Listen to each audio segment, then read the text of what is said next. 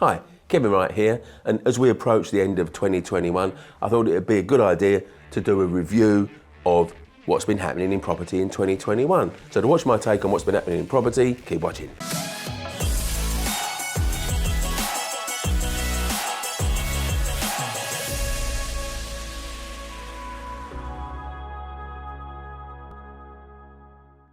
Well, 2021.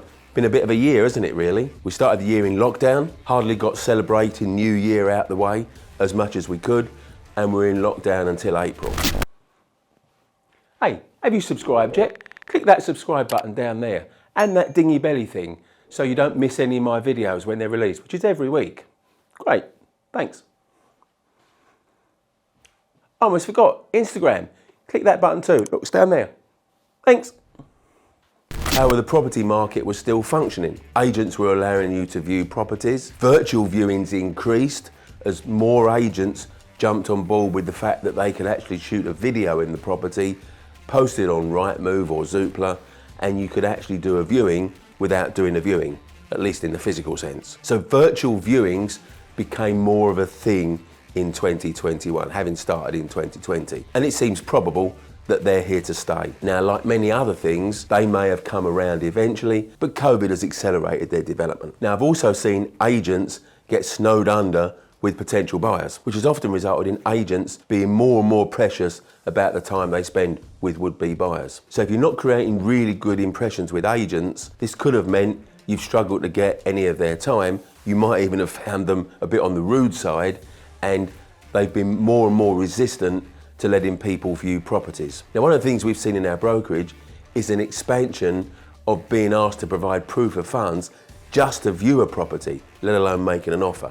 Maybe that's something you've experienced this year. Now, here's why I think this is happening. It seems that there's more and more sourcers going around looking for properties. Now, the definition of a sourcer is invariably someone that doesn't have enough money to put down a deposit to buy a property, which means they're looking to source properties for people that can buy them, their list or their database. Now, I've seen sources post in some of the Facebook groups I'm in, and a typical post would be, hey, I've just had an offer accepted on this property, anyone want to buy it? Now, of course, that's an abbreviated version of what's actually going on, but the principle remains the same. And if they can't find someone to buy it, they've then got to go back to the agent and withdraw their offer.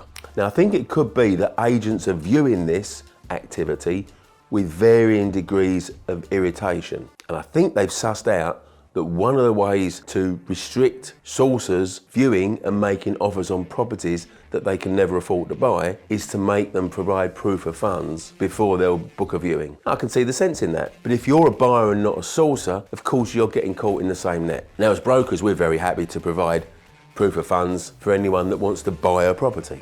Just complete our inquiry form and there you go. There's our proof of funds. So that's agents.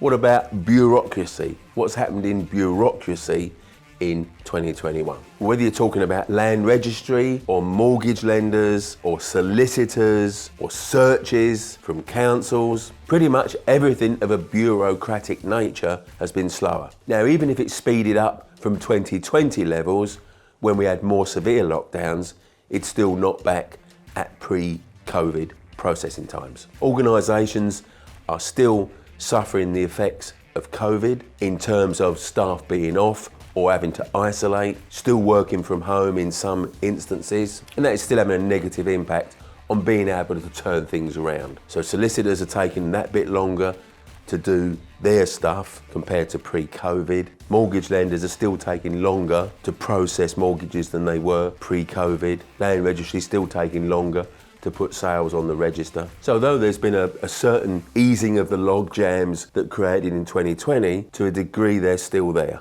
and they've still been there this year. Hey, do you know I run in-person one-day events called Buy, Refurb, Refinance Summits?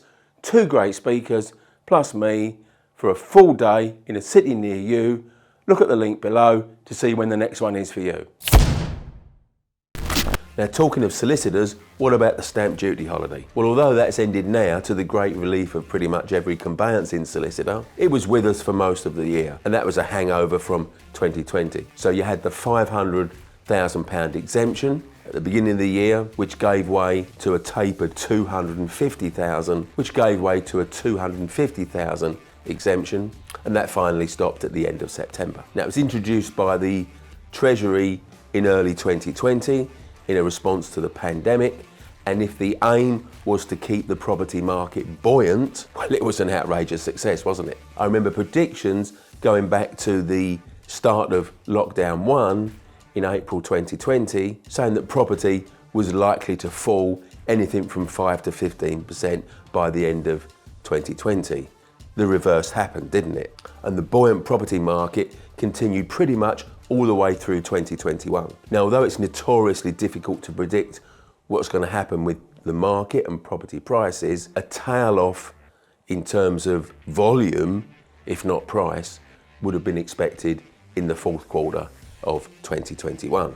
Now, said solicitors were relieved that the stamp duty holiday ended. Now, I saw several posts from solicitors on certain Facebook groups, and they were just vocalising the pressure they were under to get stamp duty deals done over the line, either both before the end of the 500 threshold and also before the end of the 250 threshold. And I think many of them think that they probably worked harder in those few months than they've ever done in their career. I saw some solicitors saying they were doing 7-day weeks just to cope with the workload. And we also saw solicitors refusing to take on new business because they were just too stacked out with existing cases. And I saw some of them, now it may have been a tongue-in-cheek comment, but they were saying towards the end of September, if the Chancellor extends this stamp duty holiday again, we're quitting. So I think looking forward, solicitors are hoping for a slightly less frenetic 2022. And what about auctions? What about property auctions in 2021?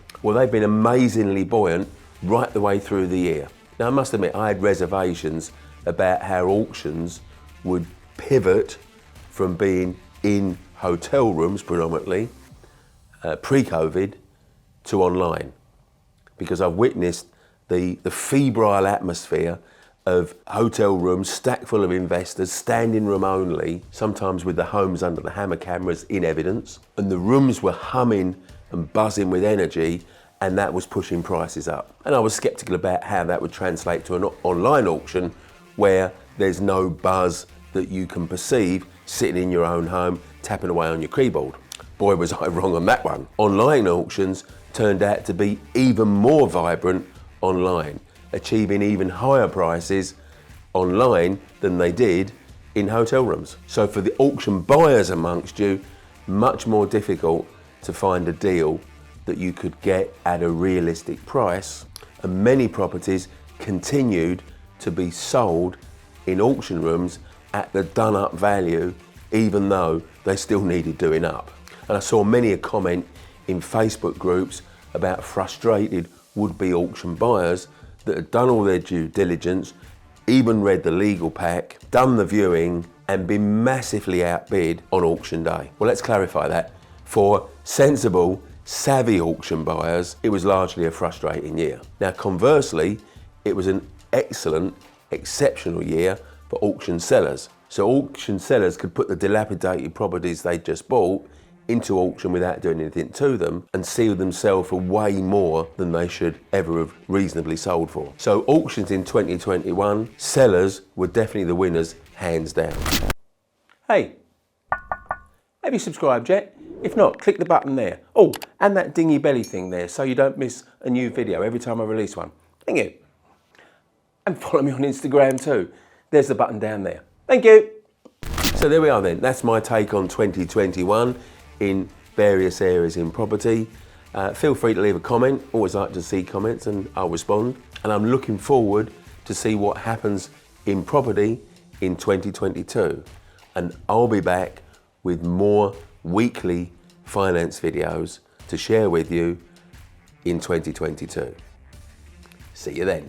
If you enjoyed watching this video, did you know every Monday morning at 8:30 I do a live Facebook Q&A. So if you want to start the week with checking out some answers to your property finance questions, click the link here.